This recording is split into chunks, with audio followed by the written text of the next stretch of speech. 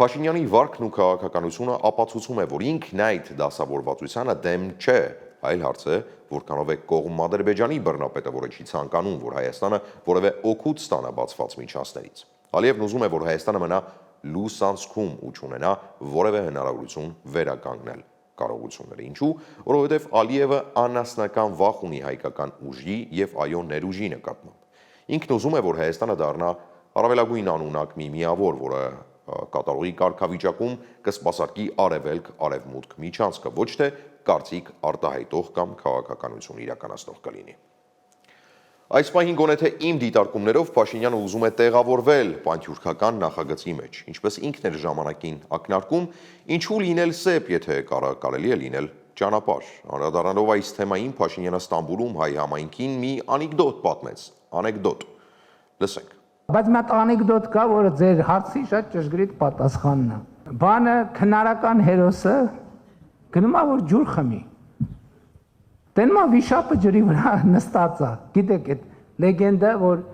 վիշապը ջրի վրա նստել է, ու հենց մոտենում է, տենմա վիշապը իր գլխով այդ ջրի մոտ նստած է, թուրը հանում է, սկսում է կռվել, այս վիշապի մի գլուխ կտրում է։ Հետո էլի այս վիշապ բնականաբար գազանը արձագանքում է, բայց հերոսը, քանի որ շատ ուժեղ հերոսա բռնում է այս վիշապի երկրորդ գլուխն է կտրում, մեկ էլ այս երրորդ գլուխն ասում է մի րոպե, ինչ ես ուզում, ինչ ես կտրում գլուխս, ասում ուզում եմ ջուր խմեմ, ասում այ խմի։ Օ, հիմա դե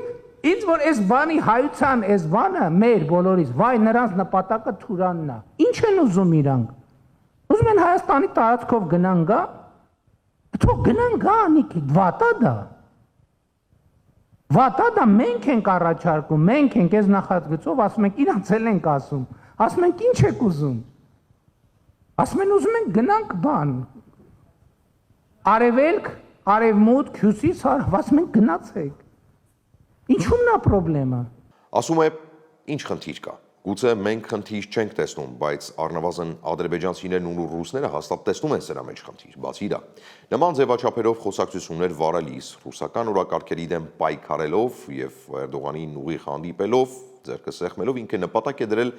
հանել հասարակության միջից թուրքերի նկատմամբ վախը, որը ինչպես ինքն է կարծում, անդադար սերմանել են հենց ռուսները, իսկ եթե ինքը գնում է Դոլմաբահչեի պալատ ու սեղմում է Էրդողանի ձեռքը, իրապես ցույց է տալիս, որ Էրդողանն իրականում սատանա չէ, այլ սովորական մի մարդ, սովորական պետական գործիչ, այդ դեպքում ինչ խնդիր ունենք նրա հետ։ Հավանաբար Փաշինյանը կարծում է, որ կկարողանա նաև թույլատրել այդ համահայկական վախը ցեղասպանի նկատմամբ ու համոզել, որ կարելի է բանակցել, առևտուր անել ու համագործակցել։ Ոչ թե անընդմեջ վախենալ, թե թուրքը կգա եւ կմորթի։ Ես չեմ պնդում, որ այս քաղաքականությունը ճիշտ է, այլ ներկայացնում եմ իմ դիտարկումները, իսկ ընտրությունը կատարելու եք արդեն դուք։